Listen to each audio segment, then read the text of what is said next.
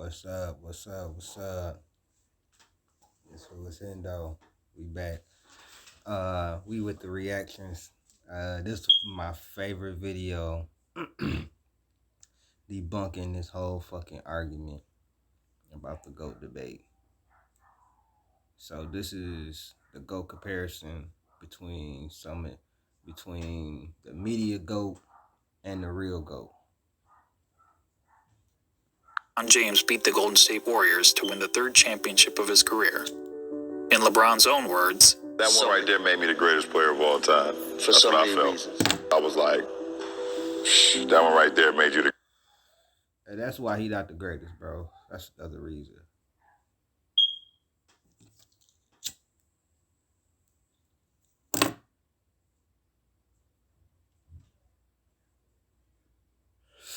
You let that shit be said on your own, bro.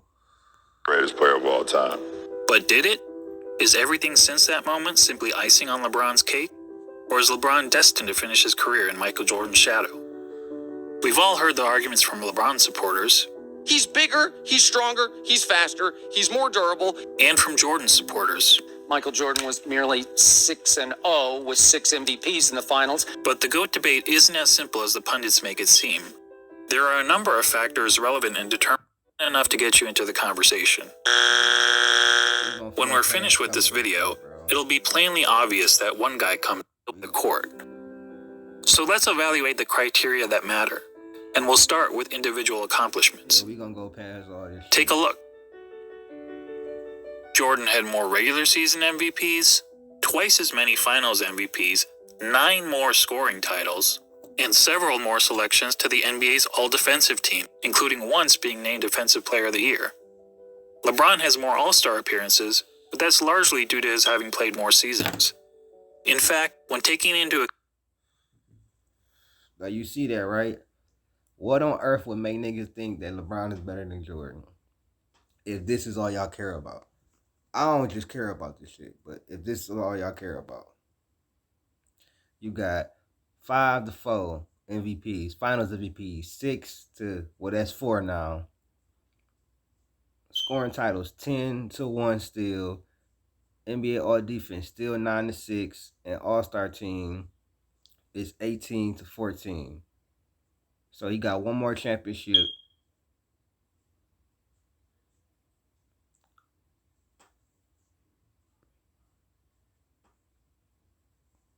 And one more finals MVP. So come on, bro.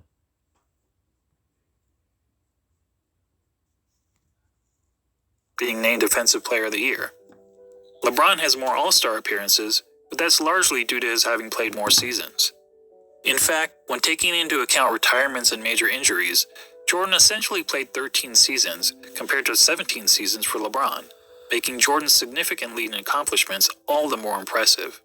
And that's to say nothing of MJ's brilliant college career, which saw him twice named All-American and once awarded College Player of the Year, at a time when the country's best players actually went to college.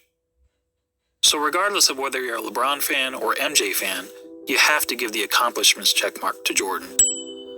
The second criteria in our GOAT analysis is longevity. And this one is also a no-brainer, but this time in favor of LeBron. Not only has LeBron played more seasons in the league, but he's had a longer peak than Jordan. Jordan's peak lasted about 10 years, whereas LeBron's peak has lasted 16 years and is still going. And he's been incredibly durable during that time, missing significant time to injury only in 2019. That said, the claim that LeBron has been much more durable than Michael has been a bit overblown. Consider that Jordan played in at least 80 regular season games 11 times in his career, including all 82 games an incredible 9 times. Compare that to LeBron, who played in at least 80 regular season games just twice, and in all 82 games just once. So both LeBron and Jordan get high marks for their durability. But durability aside, the bottom line is that LeBron has sustained his level of excellence for a much longer period of time than Jordan, which puts the longevity checkmark squarely on LeBron's corner. That's the only reason why. Because he played longer.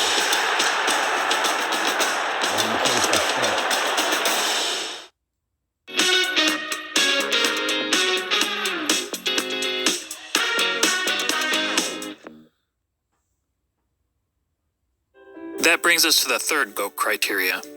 winning. As we all know, Jordan won 6 championships. LeBron has won 3. Jordan has 6. Listen, this is not even a debate right here, bro. Winning don't matter no more, though, right? Winning does not matter anymore, bro. I'm not going to do the whole thing because it's a long-ass video, but I'm just going to skip the part. To know in the NBA Finals, LeBron is winning a title. Take a prime example from another sport, the Buffalo Bills. They're the only team in NFL history to appear in 4 consecutive Super Bowls. But is there a single player or fan of that team that wouldn't trade all 4 of those appearances for just one Super Bowl win? Frankly, talk to any fan whose team lost the season's final game and ask them how they felt afterward. Almost universally, their feelings are of sadness, anger, and disappointment. And that's just the fans. For players, those feelings are only magnified. Listen to Charles Barkley talk about losing in the NBA Finals.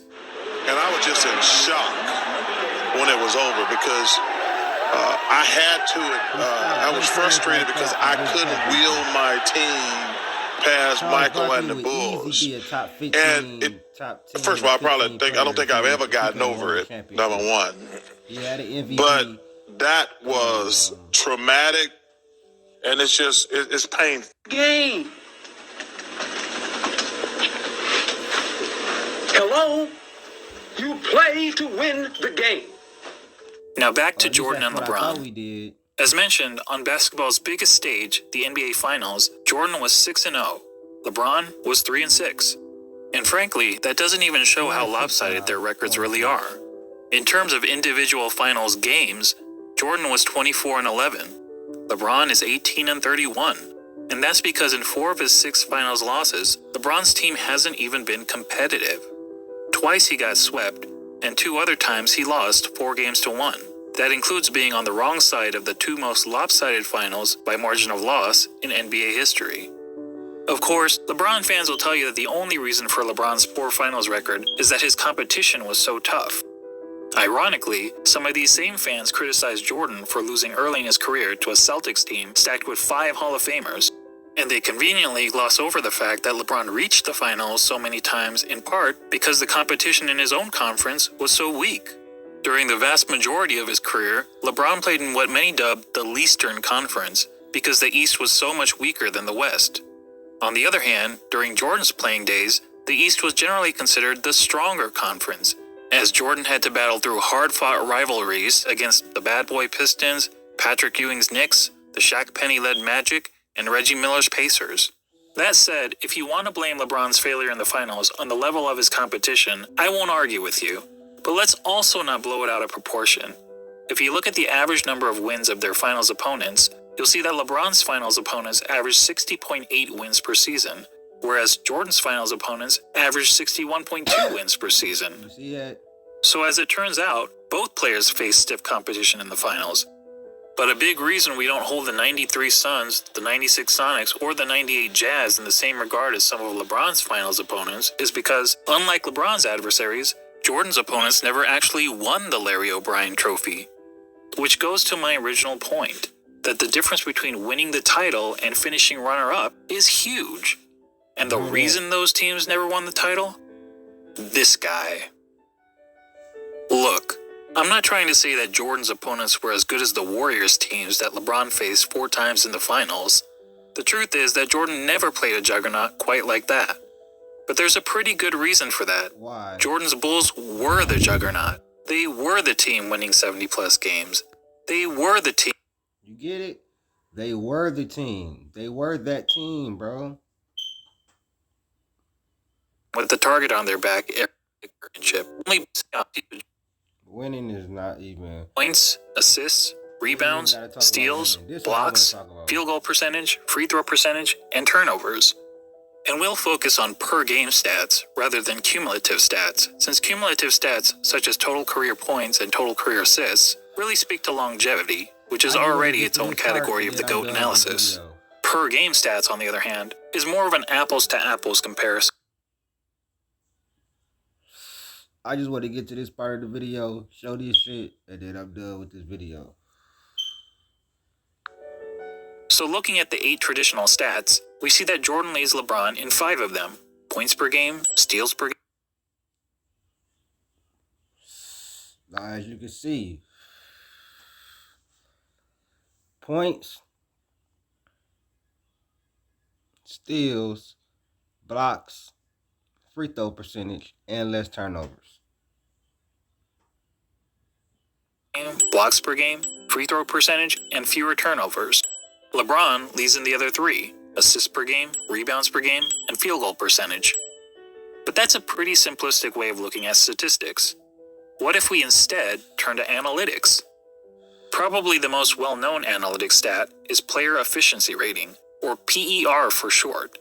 This metric was created by respected basketball analyst John Hollinger to give an overall rating to a player's performance based on traditional stats like the ones we just mentioned. Jordan has led the league in PER 7 times, LeBron 6 times.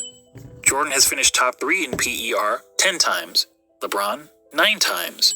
In fact, so you mean to tell me the guy from the 90s and y'all favorite analytical player, he led the league in PER more times, top 3 more times, regular season and playoff highest PER. And LeBron is second, and then in the playoffs he's third. So come on, bro. Stop this Jordan LeBron debate, bro. Let's stop this. Jordan has the highest career PER in both the regular season and the playoffs. Another popular analytics stat is win shares. Jordan has led the league in win shares 8 times, LeBron 5 times. Jordan has finished top 3 in win shares 11 times, LeBron 6 times. And I don't even care about none of this shit. This is all analytics. But this is him just breaking it all down, showing you that Jordan is still the best when you come to this shit. Win shares, he led 8 times. First in win shares per 48 minutes and in playoffs and regular season. And when it comes to win shares per 48 minutes, Jordan has the highest career rating in both the regular season and the playoffs. What about box plus minus? Until recently, LeBron was actually ahead of Jordan in career box plus minus. But after the 2017 season gave Russell Westbrook the greatest single-season box plus minus in history by a wide margin, the architect of box plus minus realized that the stat was fundamentally flawed. So he made some changes to improve its formula. As a result, Michael Jordan now has the highest career box plus minus in both the regular season and the playoffs. And lastly, what about value over replacement player, which on its face seems to favor LeBron James? Well, value over replacement player is a cumulative stat, and as previously noted, cumulative stats speak more to longevity than they do game-to-game dominance. That said, according to value over replacement player, Jordan owns 6 of the 9 greatest individual seasons ever played. And on a per-game basis, MJ's career rating in value over replacement player is the highest of all time in both the regular season and the playoffs. Are you noticing a theme here? Not only does Jordan beat LeBron in every ratable analytic stat, he consistently ranks as the best ever across the board. Before we move on from analytics, I want to mention a lesser-known stat called game score. I don't give a fuck about that. Man, listen. Jordan the GOAT. You seen it here, bro. This is really all you need to know, for real. Jordan's the GOAT, bro. There's nothing wrong with being number 2, number 3, or whatever. However you had that nigga. But Jordan's the GOAT, and will always be the GOAT. I didn't see Jordan, so you know Kobe is my GOAT. But Jordan's the GOAT, and let's end the conversation.